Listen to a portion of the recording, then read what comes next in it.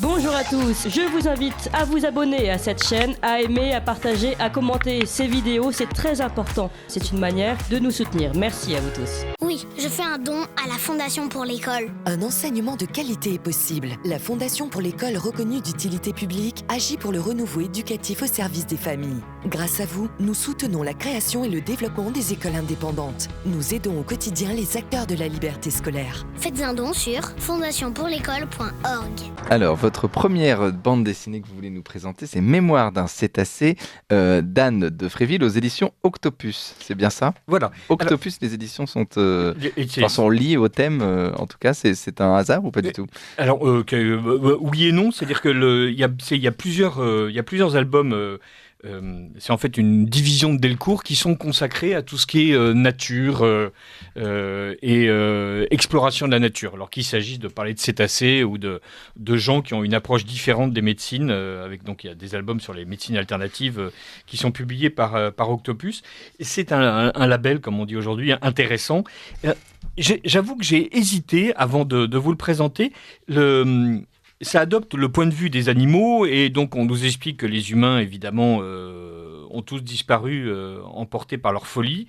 Et donc ce sont des cachalots et des dauphins qui nous font visiter, si j'ose dire, les ruines de l'espèce humaine et qui en profitent, heureusement, à un moment donné, pour abandonner cette fiction pénible et nous parler de l'océan et de toute la grande famille des cétacés.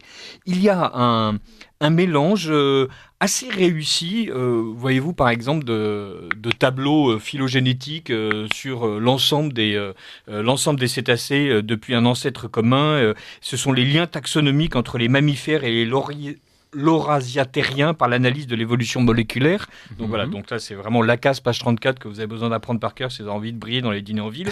Mais sinon, il y a un dessin très doux, des aquarelles extrêmement réussies, tous les fonds marins sont ravissants, il y a des effets d'eau merveilleux, on nous parle du chant des baleines, de la manière, alors dans des termes enthousiastes, le cétacé est capable de moduler la fréquence et l'amplitude de cette note et peut ainsi générer des suites de 4 à 6 unités sonores qui peuvent durer une dizaine de secondes, sachant que la fréquence la plus basse est un son continu compris entre 10 et 20 MHz, Hertz tout court.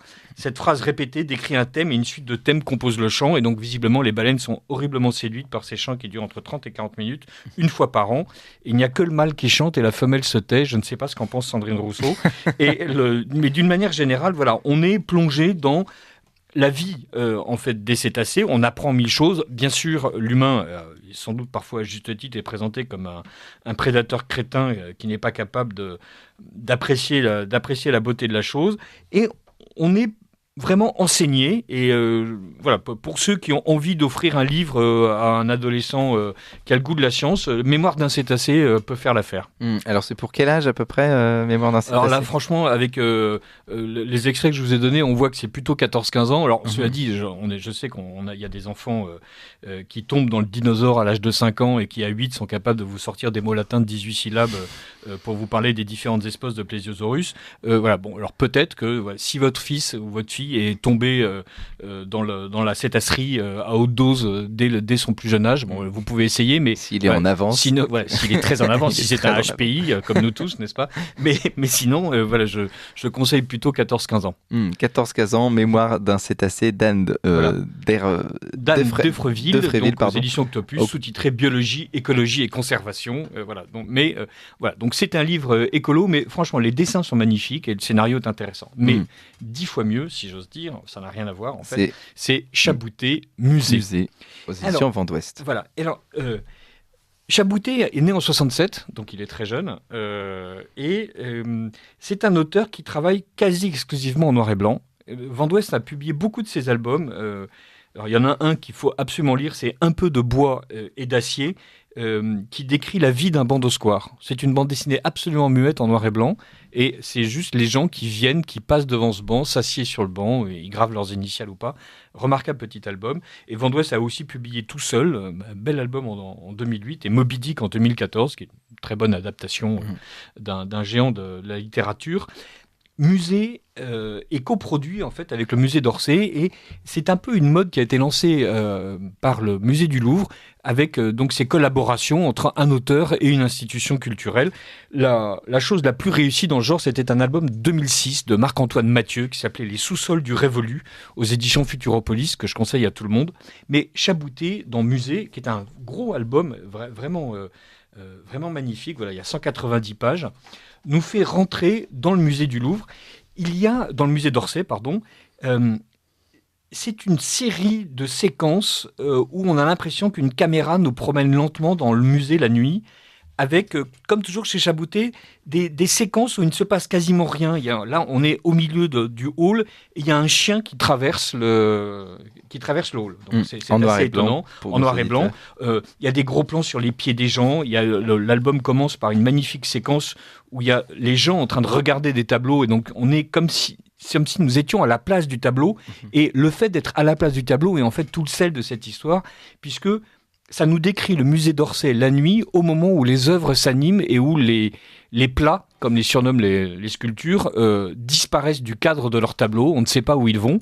Et les sculptures, elles, descendent de leur piédestal et zonent dans le musée d'Orsay, tout en regardant les humains par la fenêtre. Et notamment, donc, ils sont là derrière la grande verrière où il y a l'horloge, et ils regardent les voitures qui passent. Et évidemment, ils ne comprennent rien de ce qui se passe.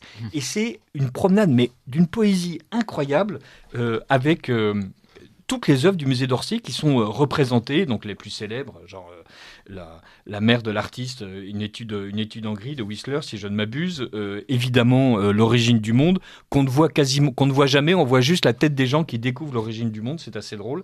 Et il y a une petite fille qui décrit les œuvres d'art à son grand-père.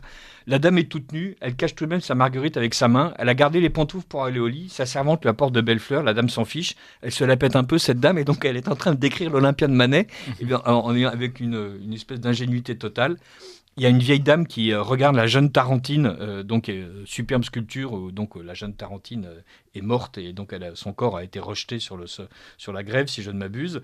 Et ensuite, on voit la jeune Tarentine animée, qui raconte comment est-ce qu'elle a perçu le regard de cette dame. Et elle parle notamment avec un myrmidon, vous savez, le myrmidon très célèbre, coiffé de son casque, et donc qu'elle retrouve chaque soir. Elle lui demande un soir d'enlever son casque, il lui dit « Bah non, en fait, j'ai été sculpté sans visage ». Et donc, il y a une espèce de tendresse pour toutes ces œuvres d'art. Il y a toutes les têtes de Daumier qui sont en train de jouer les commères en commentant les amours supposés d'un gardien et d'une gardienne. Le dessin est remarquable, la mise en page est exceptionnelle, les œuvres sont présentées en majesté, et il y a une tendresse, une gentillesse, une volonté de médiation en fait entre ces œuvres et nous, avec évidemment l'ours de Pompon qui se balade de temps en temps la nuit. Alors le malheureux, il est en permanence figé dans une attitude, et donc la nuit, il se dégourdit, il dort, enfin il se couche. Donc, on a régulièrement l'ours de Pompon là qui s'est couché à droite ou à gauche. Il y a une jeune femme de Manet qui regarde en permanence par la fenêtre un homme qui passe avec son chien, et on sent qu'elle est incapable de lui dire son amour, et elle est pleine vraiment d'excitation amoureuse pour lui, et à la fin le type achètera la reproduction de cette jeune femme à la carterie du musée d'Orsay, et on est content comme si c'était le dénouement d'une jolie histoire d'amour. Chabouté réussit à nous emmener en fait à l'intérieur du musée d'Orsay comme rarement un album est capable de le faire, comme rarement un dispositif pédagogique est capable de le faire.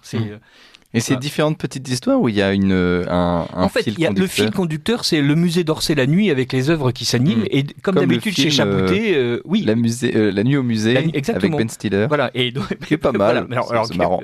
Donc là, c'est moins comique, mais il y a des moments drôles, il y a des moments tendres, il y a surtout la visite de ce musée qui est avec cette idée originale, donc le musée une fois quand il n'y a plus personne, mais aussi l'intégralité des moments où les gens sont en train d'habiter ce musée et de l'habiter plus ou moins bien. Il y en a qui regardent les œuvres, il y en a effectivement qui sont là parce qu'ils s'ennuient, il y en a qui ont envie de faire le musée d'Orsay en 1 heure parce qu'après ils doivent faire le musée du Louvre. Et donc on sent que Chabouté a hanté le musée d'Orsay pendant de longs mois pour il a bien compris, en recueillir et en distiller tout le miel et le sucre, et c'est véritablement un album très réussi. Voilà, Chabouté, musée, aux éditions Vent d'Ouest, coproduit avec le musée d'Orsay. Et puis Mémoire d'un cétacé d'Anne Derville aux éditions Octopus. Alors Richard de Sèze, on rappelle, vous êtes notre partenaire Valeurs Actuelles.